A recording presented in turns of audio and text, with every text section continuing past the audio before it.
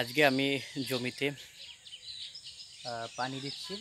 আর পানিটা হচ্ছে প্রায় 300 থেকে 400 গজ দূরে।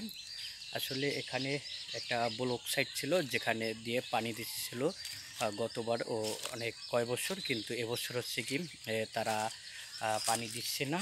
এই কারণে হচ্ছে কি যে হাজার হাজার এই সাইডের যে এই জমিগুলো হচ্ছে কি শুকিয়ে গেছে এবং ভিতরে ফেটে গেছে।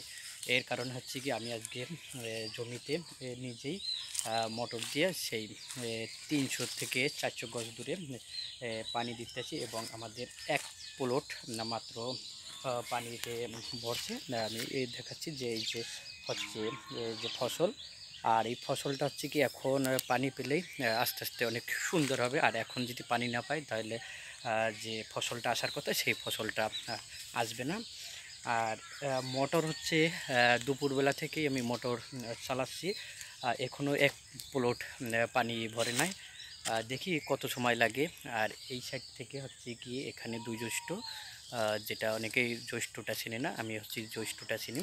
আর দুই জ্যৈষ্ঠ এটা পানি দিয়ে ভরাট করা লাগবে এবং এই পানিগুলো কিন্তু আবার অনেক সময় থাকে না, কারণ হচ্ছে যে যে নিচু জমিগুলো সেই জমিগুলো কিন্তু পানিগুলো আস্তে আস্তে করে নিচের দিকে চলে যায়। আর যেগুলো রাগ জমি থাকে সেই রাগ জমিতে কিন্তু পানিগুলান থাকে না। আসলে আমি এখন মোটর দিয়ে দিচ্ছি এবং বেশ কিছুদিন পরে আবারে দেবো, কারণ কি ফসলটা যাতে ভালো হয়। আর আমাদের এখানে ধান হচ্ছে কি একবারেই ফসল হয়, অন্যান্য জেলার তুলনায় আমাদের এক ফসলি জমি, কারণ এরপরে হচ্ছে 6 থেকে 7 মাস হচ্ছে কি পানি থাকে।